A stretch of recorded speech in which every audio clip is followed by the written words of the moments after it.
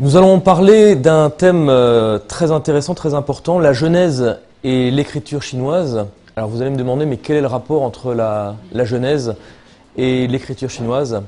Eh bien, on va essayer de voir ce matin de quelle manière, par le biais de l'écriture chinoise, nous retrouvons toutes les traces des récits de l'Ancien Testament.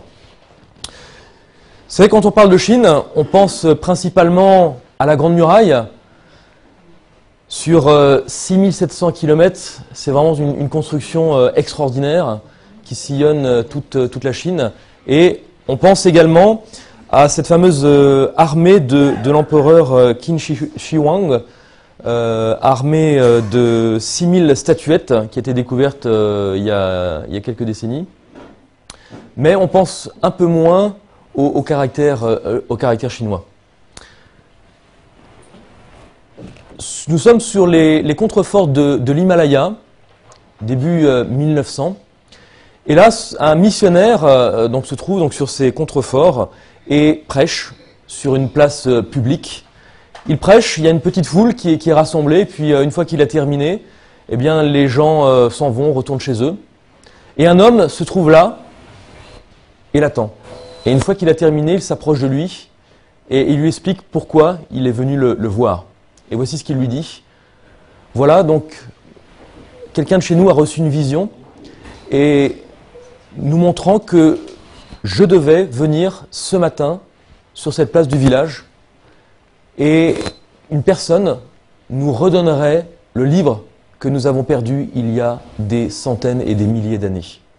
Et il lui explique exactement pourquoi ils ont perdu ce livre. Il dit voilà, il y a très très très longtemps, eh bien, notre peuple a traversé des montagnes, a marché, et en traversant ces montagnes, nous avons perdu notre livre. Et lors d'une vision, eh bien, on nous a montré qu'aujourd'hui même, sur cette place, quelqu'un nous redonnerait le livre que nous avons perdu il y a des centaines et des milliers d'années. Et l'homme put lui remettre la Bible, et ainsi, ce peuple a pu retrouver ce fameux livre.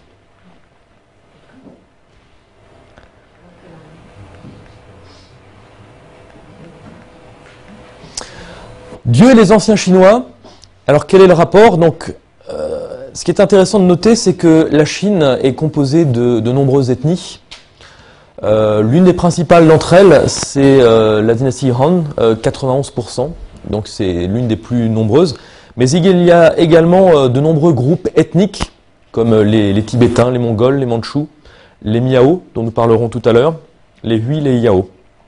Donc une kyrielle de groupes ethniques que l'on peut retrouver dans différentes parties de la Chine. Si la Genèse est le livre le plus vieux de la Bible, il a été écrit par Moïse.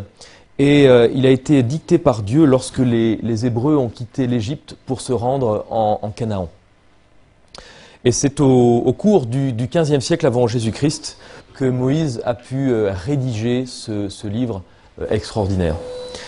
Et des théologiens libéraux de nos jours supposent que les chapitres 1 à 11 de la Genèse ont été ajoutés à la Bible pendant l'exil babylonien au VIe siècle avant Jésus-Christ. Et ainsi, donc, ces chapitres 1 à 11 ne seraient pas écrits par Moïse lui-même, mais donc seraient une invention par un auteur juif ou des auteurs juifs. Pourtant, dans la Bible, il y a des sources qui montrent un écho de ces événements et qui prouvent ainsi l'ancienneté et la réalité de ces récits. Et une source remarquable peut être trouvée pour confirmer ces récits dans les écritures chinoises. Il faut savoir que le chinois n'utilise pas d'écriture alphabétique. Leurs mots sont représentés par des symboles, comme on peut le voir ici sur cette image. Et cette langue a été utilisée depuis plus de 4000 ans. C'est l'une, voire la plus ancienne écriture au monde. La langue chinoise compte environ 6000 symboles fondamentaux et qui sont des mots fondamentaux. D'autres mots peuvent être formés en combinant ces symboles et ainsi en combinant plusieurs symboles, on a un concept qui est décrit.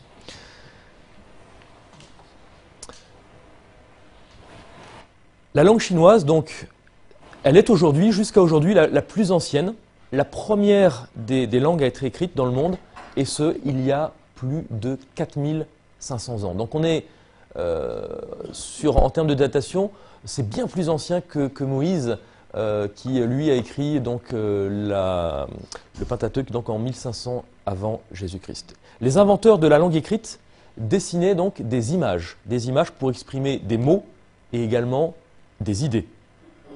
Ensuite, des images simples étaient mélangées pour exprimer, pour former des pensées plus complexes. Ainsi, des images simples étaient ajoutées entre elles. Et on va prendre un exemple. Par exemple, le mot bouche plus le mot homme, eh bien, cela décrit le caractère de frère aîné. Bouche plus homme ou personne qui parle dans la famille était habituellement l'aîné des fils ou un frère. Voici un petit peu comment fonctionnent ces caractères chinois. Et longtemps, bien avant Bouddha, eh bien, le peuple chinois adorait le même Dieu. Et là, j'insiste, adorait le même Dieu que celui qui est décrit dans la parole de Dieu. La preuve se trouve dans les anciens caractères chinois. Nous avons sur ce diagramme, eh bien, sur un plan historique, les datations. Donc on est en 1400 avant Jésus-Christ pour la rédaction donc par Moïse, et nous sommes en 2500, donc plus de 1000 ans avant la rédaction par Moïse. Aujourd'hui, beaucoup en Chine croient que la Bible est un livre occidental. Et c'est vrai que souvent, les croyants qui ont voulu présenter le message de la Bible étaient en but face à cela. Et les Chinois leur répondaient, mais attendez, nous avons déjà nos religions et le christianisme c'est une religion occidentale, c'est une religion importée, donc nous avons déjà tout ce qu'il faut. Ils pensaient donc que la Bible était un mythe ou une fable écrite par l'homme occidental, et ils pensaient que c'était un livre donc anglais, la civilisation anglo-saxonne. Cependant, nous allons maintenant examiner quelques histoires dans la Bible. Nous allons prouver que les ancêtres de la Chine moderne connaissaient les histoires contenues dans l'Ancien Testament. Comment les nations et nos langues furent divisées? Eh bien, la Bible nous parle d'un événement très important, la tour de Babel, Genèse chapitre 11, versets 1 à 9. Eh bien, descendons et brouillons leur langage pour qu'ils ne se comprennent plus entre eux. On peut remarquer les points principaux de cette histoire dans la Bible. Cet événement a eu lieu il y a environ 5000 ans. Plus de 4500 ans, la plus ancienne des langues chinoises écrites au monde. On peut voir que les langues sont confondues, le peuple est dispersé. Et avec cette dispersion du peuple, cette dispersion se fait après que le langage soit confondu, le peuple se disperse comme Dieu l'avait ordonné. Et la Bible dit qu'ils se sont dispersés loin de Babylone. Ainsi, nous avons sur cette carte la localisation de cet événement de la tour de Babel, donc dans la périphérie de Babylone. Et aujourd'hui, on a localisé donc cette zone précisément, dans l'actuel Irak. Si la Bible dit vrai, eh bien, toutes les nations viennent ou sortent de Babylone suite à cet événement de la tour de Babel. Ainsi, elles se seraient dispersées aux quatre coins de la terre. Les Chinois, en suivant cette logique, durent donc émigrer ou marcher de l'ouest vers la Chine.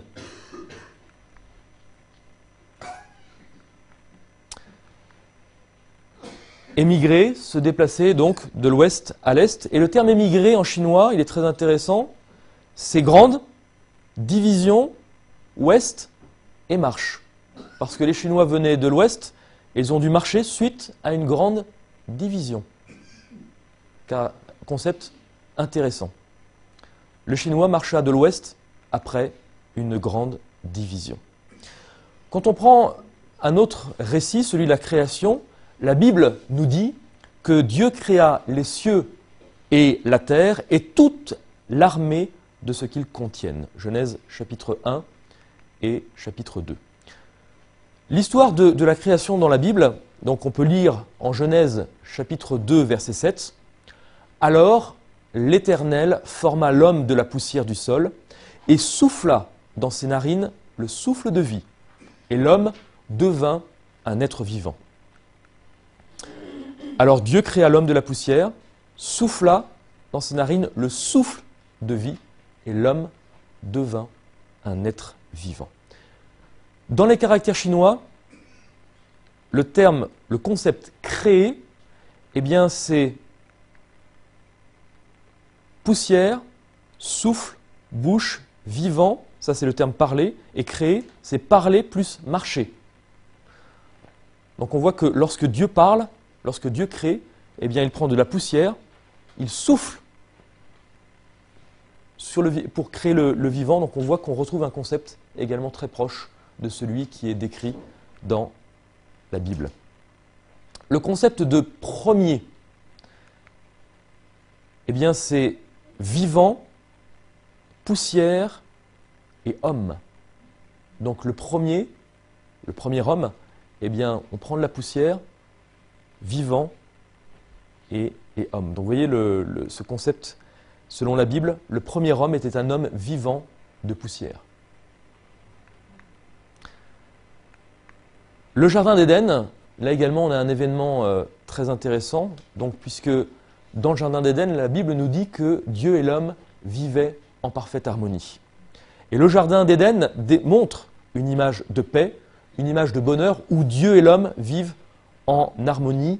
Donc ça, nous pouvons le lire en Genèse chapitre 1, versets 26 à 31. Et le bonheur et la bénédiction, eh bien, c'est un concept où on peut retrouver Dieu, un, avec l'homme, dans un jardin, comme par hasard. Au commencement, Dieu et l'homme avaient donc une étroite relation, et ceci conduisait à un bonheur parfait. Le jardin d'Éden, eh bien, forcément, pour les Chinois, se trouvait à l'ouest. Et le concept de ouest, eh bien, Dieu planta un jardin vers l'est en Éden, où il mit un homme qu'il fit. Donc le terme ouest, eh bien, c'est un ou premier homme dans un jardin clôturé.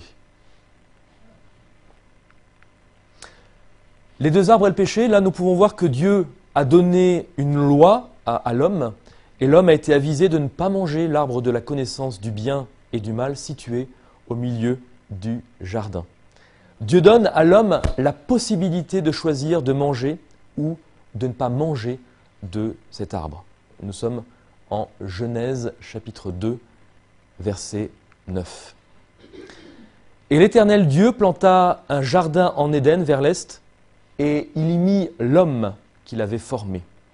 Et l'Éternel Dieu fit germer du sol toutes sortes d'arbres, agréables à la vue et bons à manger, et l'arbre de vie au milieu du jardin, et l'arbre de la connaissance du bien et du mal. Combien d'arbres spéciaux étaient au milieu du jardin? Eh bien, il y avait 2 arbres. Et l'Éternel Dieu commanda à l'homme en disant, « Tu peux manger librement de tout arbre, mais quant à l'arbre de la connaissance du bien et du mal, tu n'en mangeras point, car au jour où tu en mangeras certainement, tu mourras. » Il était ainsi défendu à l'homme de manger de l'un de ces 2 arbres, et s'il mangeait de l'arbre défendu, l'autre également lui serait ôté. Et le concept dans l'esprit chinois, le concept de l'interdiction, eh bien c'est 2 arbres, l'interdit, donc c'est 2 arbres, et avec l'ordre, donc un ordre, une commande. La femme est le fruit défendu, Donc Satan, la Bible nous dit que Satan va essayer de tenter Ève, donc afin que Ève puisse manger de ce fruit, de l'arbre de la connaissance du bien et du mal. Dieu lui avait pourtant dit de ne pas en manger. Et l'opportunité du péché fut devant Adam et Ève. Et ils succombèrent à la tentation et péchèrent. Donc l'amitié est ainsi rompue et le péché sépare Dieu de l'homme. Genèse chapitre 3, versets 6 à 8 nous dit « Alors la femme vit que le fruit de l'arbre était bon à manger, agréable aux yeux, et qu'il était précieux pour ouvrir l'intelligence. Elle prit donc de son fruit et en mangea. Elle en donna aussi à son mari qui était avec elle, et il en mangea. Aussitôt, les yeux de tous deux s'ouvrirent, et ils se rendirent compte qu'ils étaient nus. Alors, ils se firent des pagnes en cousant ensemble des feuilles de figuier. » Et le concept de la convoitise, du désir dans l'esprit chinois, eh bien, c'est deux arbres avec une femme, comme par hasard.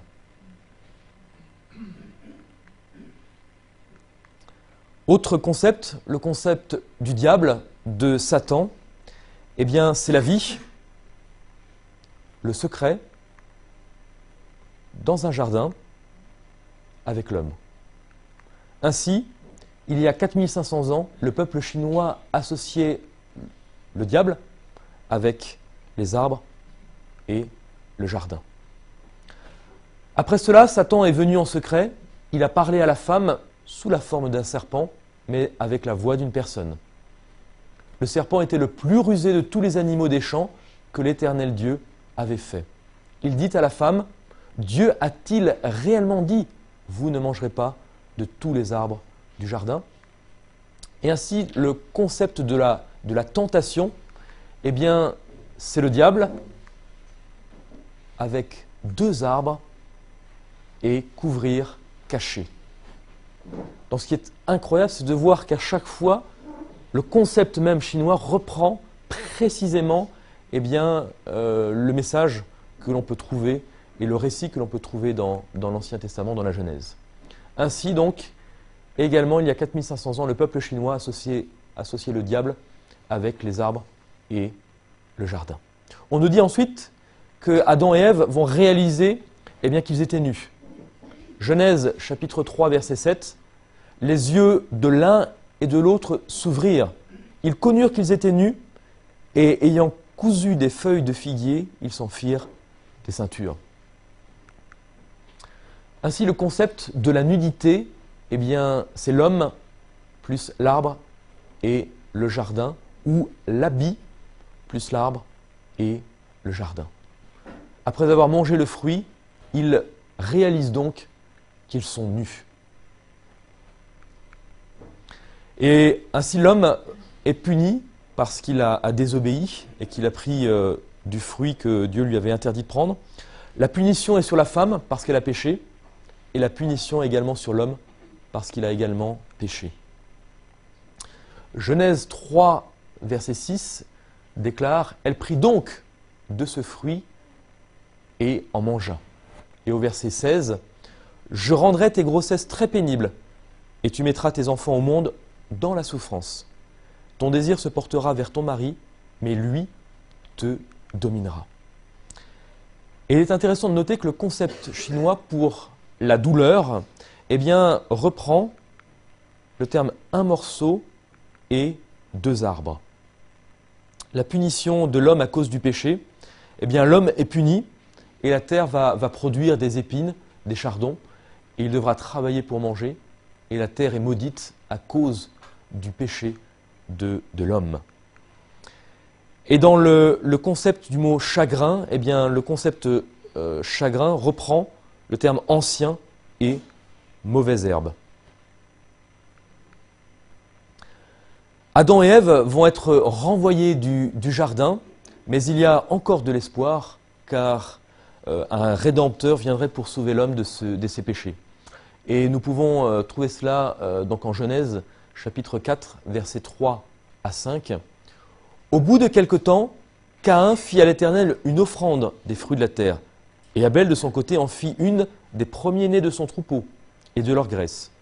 L'Éternel porta un regard favorable sur Abel et sur son offrande, mais il ne porta pas un regard favorable sur Caïn et sur son offrande. Caïn fut très irrité et son visage fut abattu. Le mot chinois pour désigner la vertu vertueux, la droiture, ou le mot juste, montre un animal propre, comme un mouton, qui devait être sacrifié pour recevoir la remise temporaire des péchés. Intéressant. Le mot juste, c'est quoi? Eh bien, c'est le concept du mouton, de la main et de l'épée. Ainsi, on retrouve ce rituel qu'il y avait dans l'Ancien Testament et que les Juifs pratiquaient. Ainsi, par la mort du mouton, eh bien, on transférait les péchés sur ce mouton, et donc cela permettait la justification. Le premier meurtre. Le premier meurtre, eh bien, nous pouvons lire en Genèse que Caïn, l'aîné des fils, eh bien, va tuer son frère Abel. Genèse chapitre 4, versets 1 à 8 nous montre « L'homme s'unit à Ève, sa femme. Elle devint enceinte et donna naissance à Caïn. Elle dit « Avec l'aide de l'Éternel, j'ai formé un homme. » Elle mit encore au monde le frère de Caïn, Abel. Abel devint berger et Caïn cultivateur. Au bout d'un certain temps, Caïn présenta des produits de la terre en offrande à l'Éternel. Abel, de son côté, présenta les premiers-nés de son troupeau et en offrit les meilleurs morceaux. L'Éternel porta un regard favorable sur Abel et sur son offrande, mais pas sur Caïn et son offrande. Caïn se mit dans une grande colère et son visage s'assombrit. L'Éternel dit à Caïn : « Pourquoi te mets-tu en colère et pourquoi ton visage est-il sombre? Si tu agis bien, tu le relèveras. Mais si tu n'agis pas bien, le péché est tapi à la porte. Son désir se porte vers toi, mais toi, maîtrise-le. » Caïn dit à son frère Abel : « Allons au champ. » Et lorsqu'ils furent dans les champs, Caïn se jeta sur son frère Abel et le tua. Ainsi l'aîné, Caïn, tua son jeune frère Abel. Et dans la mentalité, dans la conception chinoise, donc le premier fils, comme nous l'avons vu, donc c'est le terme bouche, ainsi que le terme homme. L'Éternel lui dit, eh bien, si on tue Caïn, Caïn sera vengé 7 fois. Et l'Éternel marqua Caïn d'un signe pour qu'il ne soit pas tué par qui le rencontrerait. Ainsi donc, ce terme de cruel, violent, eh bien c'est le premier homme, le premier fils, donc, où on retrouve ce concept de bouche et homme. Le premier aîné dans la Bible était violent, et les mots comme aîné et violent, donc par deux, veulent dire à éviter. Le déluge. Eh bien, la Bible nous montre que l'homme s'est tellement éloigné de Dieu, a oublié Dieu, que Dieu a regretté de l'avoir créé. Et cependant, un homme, Noé, avec sa femme et ses 3 fils, et les femmes de ses 3 fils, ont été fidèles à Dieu, et donc sont montés dans l'arche de Noé, donc, et ont pu être sauvés. Et ce grand déluge, donc Noé, sa femme, 3 fils et leurs femmes, donc on trouve 8 personnes. Donc nous pouvons lire ce récit dans Genèse chapitre 6, 11 à 18, où on voit que Dieu demande à Noé de construire un grand bateau. Et donc ces 8 personnes vont être les 8 survivants de l'humanité. Donc nous trouvons 8 personnes à bord. Et il est intéressant de noter que pour les Chinois, quand on décrit le concept d'un grand navire, qu'est-ce qu'un grand navire pour les Chinois? Eh bien, c'est un bateau avec des personnes, 8 personnes précisément dans le bateau, comme par hasard. Comment eh bien, les anciens Chinois savaient ces choses? Parce qu'ils n'avaient pas de Bible. Et c'est ça qui est intéressant, c'est de voir qu'à travers, à travers les siècles, eh bien, ces récits ont été conservés quasiment intacts et ont tellement été conservés qu'ils ont été inscrits directement dans ces fameux caractères chinois. Alors la question que l'on peut se poser, c'est mais connaissait-il vraiment Dieu? Et on retrouve un concept très intéressant également chez les Chinois, c'est le concept de Shangti. Shangti, pour les Chinois, c'est le Dieu unique. Les Chinois l'appellent Shangti, le Dieu suprême, et entre 2200 avant Jésus-Christ jusqu'en 1911, eh bien, les Chinois ont adoré, l'empereur même faisait un culte au Dieu unique, le Dieu Shangti. Certains érudits pensent, du point de vue linguistique, donc Shangti est à rapprocher du terme hébreu Shaddai. Et également dans le terme hébreu Shaddai, donc c'est le terme du Tout-Puissant, et on retrouve ce même concept dans l'esprit des Chinois. Et en coréen, eh bien, on retrouve ce concept sous le nom de Ananim, celui qui est grand. La croyance en Shangti, Ananim, eh bien, a existé pendant de nombreux siècles et longtemps avant que le confucianisme ou que le bouddhisme n'apparaissent en Chine. En fait, d'après l'encyclopédie américaine Encyclopedia for Religion and Ethics, eh bien, volume 6, page 272, la première référence à une croyance religieuse dans l'histoire de la Chine fait seulement état de Shangti comme objet de cette croyance. Quant à l'ancienneté de la référence, eh bien, elle serait, donc pour cette encyclopédie, elle serait de l'ordre de 2600 ans avant Jésus-Christ, donc plus de 2000 ans avant la naissance du confucianisme, ce qui est incroyable. Qu'il s'agisse de la Chine ou également de la Corée, eh bien, les croyants semblent avoir compris dès le départ, dès le début, que Shangti, Ananim, ne doit jamais être représenté par des idoles. Et donc, pendant tous ces siècles, donc jusqu'en 1911, eh bien, on ne trouvait aucune idole, aucune image qui était associée à l'adoration de Shangti. C'est le culte chinois le plus ancien et comme nous l'avons vu bien avant les religions qui existent aujourd'hui en Chine.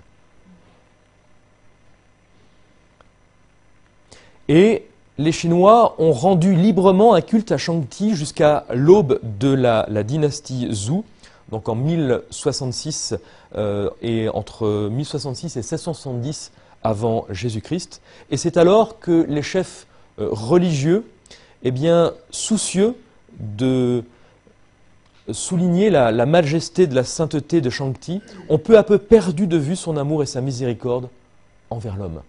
Et ils firent bientôt en sorte qu'ils se retrouvèrent dans un cercle si restreint que seul l'empereur était jugé assez bon et seul l'empereur pouvait faire un culte à Shangti. Et ce qui est très intéressant, c'est que lors de cette cérémonie annuelle du Temple du Ciel, qui continua comme nous l'avons vu jusqu'en 1911, l'empereur proclamait que Dieu était plein de compassion, créateur, éternel, bon, rempli de grâce, saint, immuable, infini, juste, amour, rempli de compassion, tout-puissant, omniprésent, infiniment sage, souverain. Et ces caractéristiques de Dieu sont les mêmes que celles que nous pouvons trouver dans l'Ancien Testament. Ce sont les mêmes attributs que les Chinois utilisaient pour rendre un culte à Dieu que les attributs que nous pouvons trouver pour désigner Dieu dans l'Ancien Testament. Comment les Chinois ont-ils connu ces caractéristiques propres à Dieu et comment ont-ils pu lui rendre un culte pendant 4000 ans? C'est incroyable. Ainsi, ce petit peuple, à partir du moment où cette adoration a été restreinte à l'empereur, eh bien ce peuple a eu l'interdiction, de rendre directement hommage à son créateur, et l'empereur, leur père, prendrait soin de tout, C'est ainsi qu'on leur présenta les choses. Le fait de couper le peuple de sa dévotion habituelle à Shangti, eh bien, malheureusement, a créé un vide spirituel en Chine. Et ce vide, comme on dit, la nature a horreur du vide, ce vide ne pouvait rester longtemps sans quelque chose qui vienne le combler. Et il est en effet significatif qu'à peine 3 siècles après la fin de la dynastie Zhou, eh bien, 3 religions absolument nouvelles surgirent de nulle part pour essayer de combler ce vide. Nous avons la première, en la personne du confucianisme, qui est venu, qui a commencé à apprendre aux masses, au peuple, à limiter leur dévotion au culte des ancêtres. Nous avons la seconde, le taoïsme, qui a gagné rapidement du terrain. Et enfin, le bouddhisme. Et pourquoi le bouddhisme eut-il autant de succès? Eh bien, tout d'abord, les maîtres bouddhistes ont évité toute confrontation avec tout ce qui était contradictoire. Ils changèrent, ils ont adapté constamment leur doctrine afin de les rendre acceptables aux Chinois. La principale raison de l'accueil fait au bouddhisme par des millions de Chinois était claire. Eh bien, c'est que cette religion se montait prête à leur donner des dieux qu'ils pouvaient adorer. Il n'y avait plus rien. Les Chinois ne pouvaient plus adorer le dieu unique Shangti, et ainsi le bouddhisme est venu combler cette lacune. Le bouddhisme avait fourni des dieux, mais pas le dieu. Shangti, grâce auquel, selon les historiens de la Chine, le pays était devenu une grande nation, n'était plus considéré comme un dieu que le peuple pouvait adorer. Et ainsi, au fil des siècles, les Chinois perdirent cette notion, ce concept du dieu unique Shangti. Nous avons vu que dans les multiples groupes ethniques, l'un d'entre eux, les Miao, sont également présents en Chine. On peut les trouver sur une zone géographique plus au sud de la Chine. Et c'est un peuple très intéressant parce que c'est l'un des plus anciens peuples au monde. C'est le 5e groupe ethnique avec 7 millions de personnes en Chine. Et j'ai retrouvé un ouvrage remarquable qui est intitulé « L'histoire des Miao », qui a été écrit en 1930 et qui relate l'histoire de ce peuple, mais également leurs croyances. Et je vais aborder quelques points pour montrer que ce peuple, qui est un peuple à part entière, donc même si aujourd'hui il est présent en Chine, à l'époque il était présent beaucoup plus au sud sur un plan géographique. Et voici quelle est leur origine. La tradition Miao rapporte que lors de la confusion des langues, c'est-à-dire division, partage du langage, et de la dispersion des peuples, partage du ciel, de l'horizon et de la terre, qui suivirent la construction de la tour de Babel, les Miao se dirigèrent vers un plateau élevé, puis vers une région qui était à l'antipode de leur habitat actuel, la Chine. Cette région était continuellement couverte de neige, de glace. Les jours et les nuits y alternaient de 6 mois en 6 mois.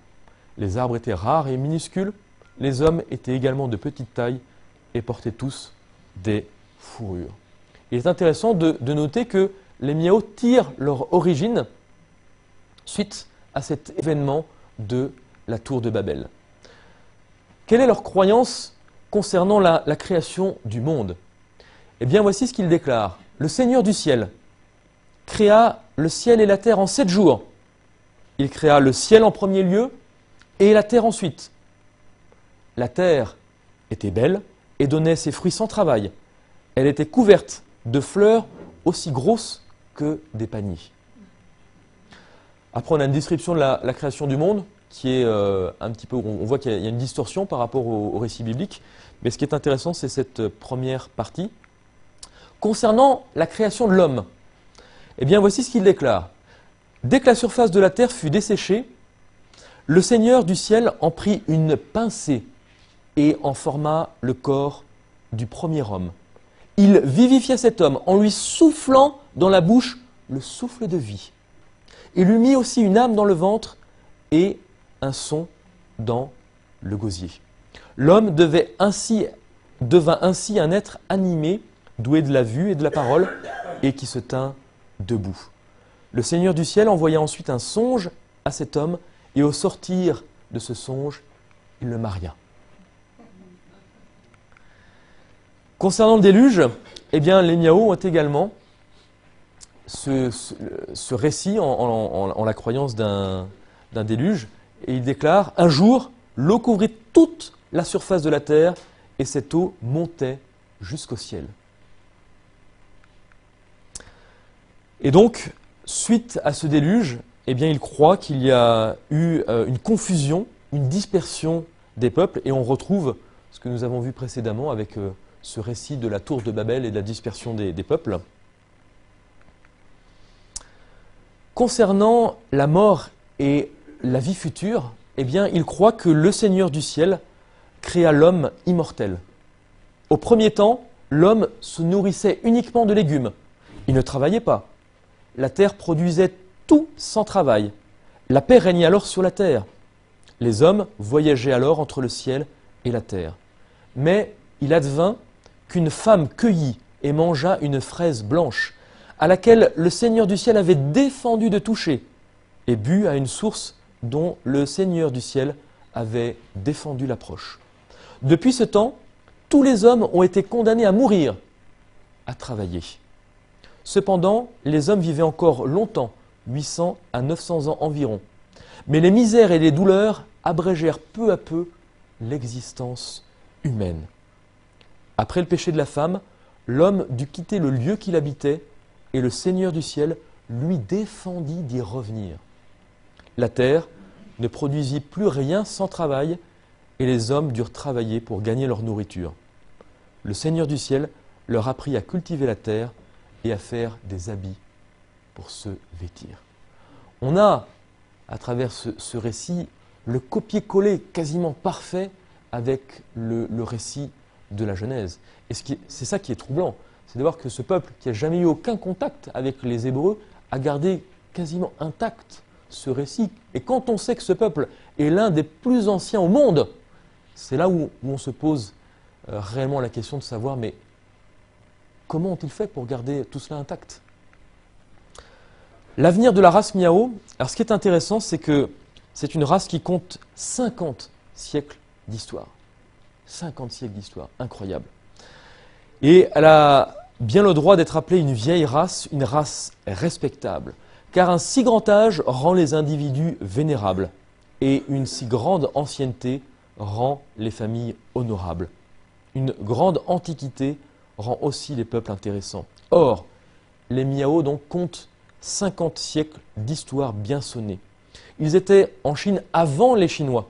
Ils sont plus anciens que ces derniers sur un plan historique. Et il est utile pour nous de connaître les raisons de ce passé si long avant de parler de leur avenir. À quoi donc faut-il attribuer l'existence historique 5 fois millénaire de ce peuple voyageur? Et là, on a une description en plusieurs points, notamment pourquoi est-ce qu'ils ont gardé cela intact? Eh bien parce que, premier point, l'organisation ancienne de la famille et les lois non moins anciennes du mariage. Donc ils enseignent la monogamie et l'exogamie. Et ces deux concepts semblent avoir existé de tout temps chez les Miao. Ce n'est donc pas chez eux qu'il faut aller chercher la promiscuité primitive, promiscuité toute bestiale, qui est décrite dans de nombreux ouvrages. Et si l'exogamie est de règle et oblige toujours le Miao à prendre femme en dehors de sa famille et souvent en dehors de sa tribu et de son clan, il existe aussi une loi, ou plutôt une coutume qui a force de loi et qui l'oblige à prendre toujours femme de sa race. Jamais un Miao ne consentirait à épouser une étrangère, car tout le monde considérerait cela comme un déshonneur, comme une grave insulte aux ancêtres. Les Miao sont donc des purs sang, donc il n'y a pas eu de mélange avec d'autres peuples. Ils ignorent les mésalliances, ils ignorent aussi le divorce, cette plaie des races modernes et décadentes. Incroyable. Deuxième point qui a fait que les Miao ont pu avoir cette longévité, les croyances et la morale basée sur ces croyances dont on a parlé plus haut. Les Miao ont toujours été religieux. Les vieilles croyances ancestrales les ont accompagnés à toutes les étapes de leur vie errante et ils les ont gardées intactes à travers cette longue série de siècles. S'il n'y avait pas eu de religion, eh bien, il n'aurait pu subsister jusqu'à présent. Troisième point, le caractère de la race. Les Miao ont toujours gardé la liberté et l'indépendance comme les plus grands de tous les biens qu'il est donné à l'homme de posséder ici-bas. Aussi, aucun peuple n'a jamais pu les subjuguer. Vaincus, eh bien, les fiers Mao ont toujours préféré l'exil à la servitude. Et cela est encore un gage de longue vie pour les peuples. Sixième point, eh bien depuis le commencement des Miao, donc depuis l'origine jusqu'à nos jours, eh bien, ils ont été en guerre avec d'autres peuples.